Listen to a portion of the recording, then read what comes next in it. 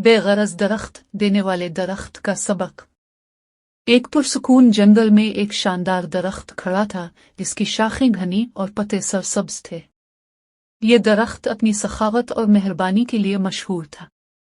हर रोज एक छोटा लड़का दरख्त के पास खेलने आता था। वो इसकी मजबूत शाखों पर चढ़ता, इसके मीठे सेब खाता और उसके साये में आराम करता। दरख्त इस लड़के से बेहद मोहब्बत करता था और इसे देखकर हमेशा खुश होता था। वक्त गुजरता गया और लड़का बड़ा होता गया।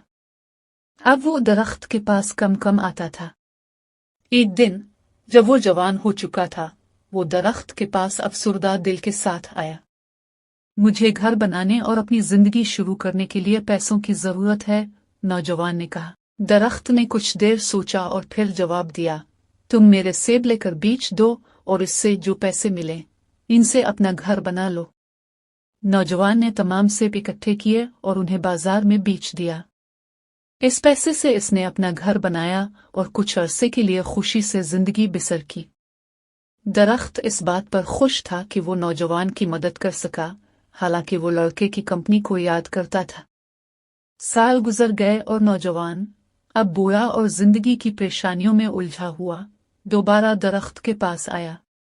मुझे एक कश्ती की जरूरत है ताकि मैं दूर जाकर सुकून पा सकूं, उसने कहा।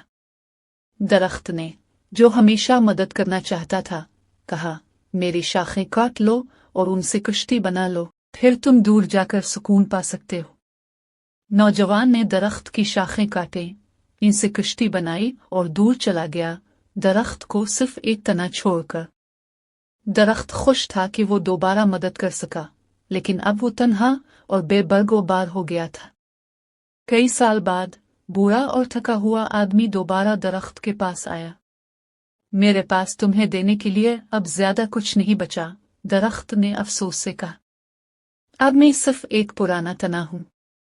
बूढ़े आदमी ने नर्म मुस्कुराहट के साथ जवाब दिया, मुझे अब ज्यादा कुछ नहीं चाहिए, बस एक पुरसुकून जगह चाहिए जहां मैं बैठकर आराम कर सकूं।